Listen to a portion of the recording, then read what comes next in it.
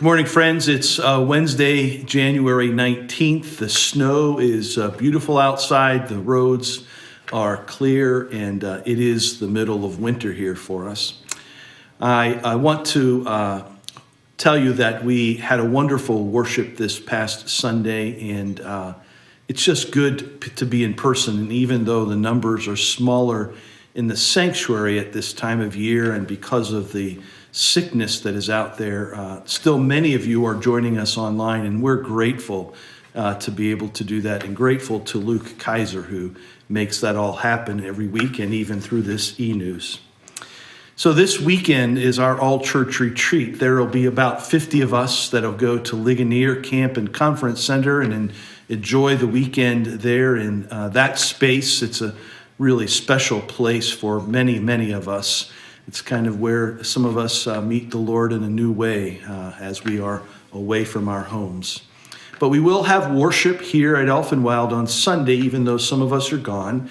Don Dawson will be preaching, and we'll worship at 8:30 and 11:10, just as we normally would, both in person and online. And if you remember, or let me encourage you to join in on Sunday school via Zoom. And those Zoom links will be included in the e-news for you.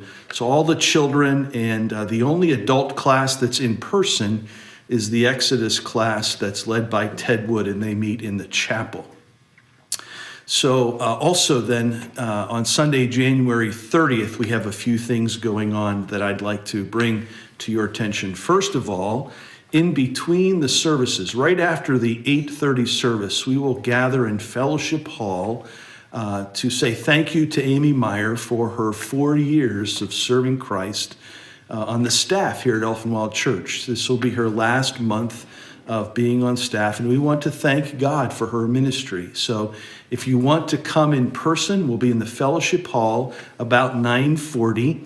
And we're asking everybody who is coming, since we're downstairs and it'll be perhaps a little more crowded, would you mask for sure? We'll still keep safety protocols, but we're asking everyone that comes down to Fellowship Hall for that to be masked.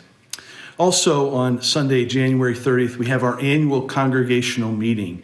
And because of everything that's going on, we've decided to hold that meeting for the second year via Zoom. So you will also be receiving a link to that annual congregational meeting on Zoom for Sunday, January 30th. The link will say 12:30, but the announcement says 12:45.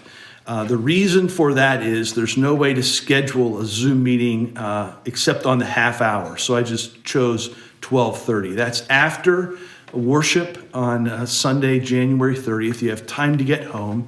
We'll let people in at 12:30, but we won't begin the meeting actually until 12:45. So look for those links for the Sunday schools, for the annual meeting.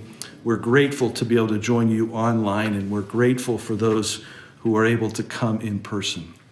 We still have a lot of people that are dealing with sickness, and I remind you to pray for our schools, our preschool, and all of those who have to deal with and navigate the changing conditions every day.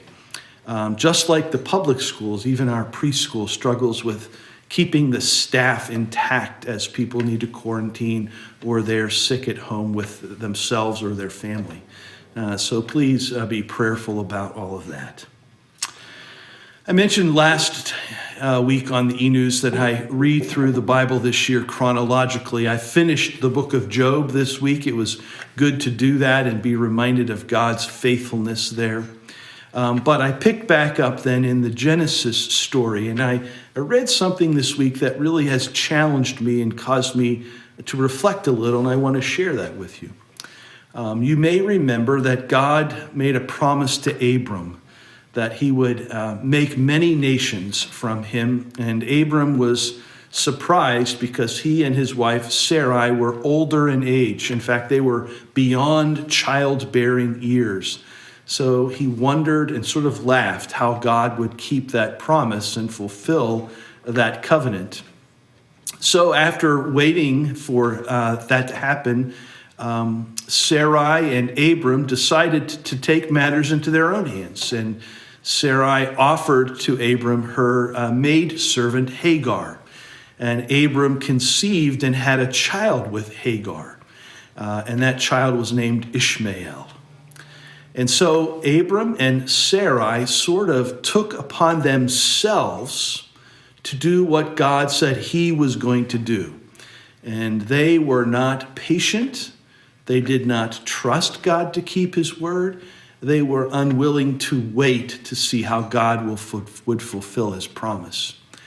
And I think that is really something that is tempting for all of us. When God makes a promise or God's going to do something, or even sometimes when we want something to happen, we're not always very patient. We don't like to wait. Sometimes we jump ahead and try to do things on our own to solve a problem that the way we think it ought to be resolved, rather than the way God is going to fulfill his promise or bring resolution. So I want to challenge you to think about that. How do we wait for God or wait upon the Lord?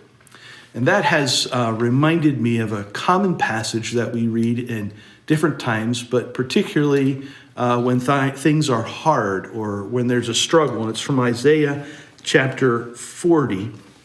And it says this: "Do you not know, have you not heard, the Lord is the everlasting God, the creator of the ends of the earth. He will not grow tired or weary, and his understanding no one can fathom." I love that part because we grow tired and weary, but God does not. God is the one who doesn't grow tired or weary. Then it continues and says, "He, God, gives strength to the weary. He increases the power of the weak." In other words, our strength and our power when we are weary and tired don't come from ourselves, but come from God. God provides that for us. Even youths grow tired and weary, the prophet says, and young men stumble and fall. But those who hope in the Lord will renew their strength. I remember learning this passage as a younger person, and I remember it saying, those who wait upon the Lord will renew their strength. And I think it's interesting that I learned wait upon the Lord, and my NIV says hope in the Lord. Because waiting and hoping go hand in hand. When we are full of hope, we can wait upon God. Wait for his timing. Wait for his answer. And I think it's really challenging for all of us, no matter what we're going through, to have that kind of hope in our waiting. We are a people of action. We like to make it happen. We like to fix things. And sometimes when we jump ahead of God, we get it out of order. We do it wrong. We make a mess of things. And so I want to encourage us to put our hope in the Lord, and that will renew our strength. He will give us the courage to wait for his timing and upon his answers. And the final phrase in that verse is, they will soar on wings like eagles. They will run and not grow weary. They will walk and not be faint. I want to remind you that an eagle, when he soars, he catches the airflow, and it's the current that lifts him. He doesn't work to go higher in the air. His soaring is simply catching the wind current. In other words, being strengthened by God, being lifted by what God provides. And that is our challenge. That is our opportunity to wait upon the Lord, to put our hope in God so that we might soar. Even through these turbulent times, God is with us. He shows us the way.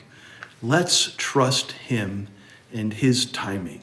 We don't know when all of this new craziness is going to end or change, but we know that God is with us. And so we who are weary and tired can be strengthened in this time as we trust the Lord.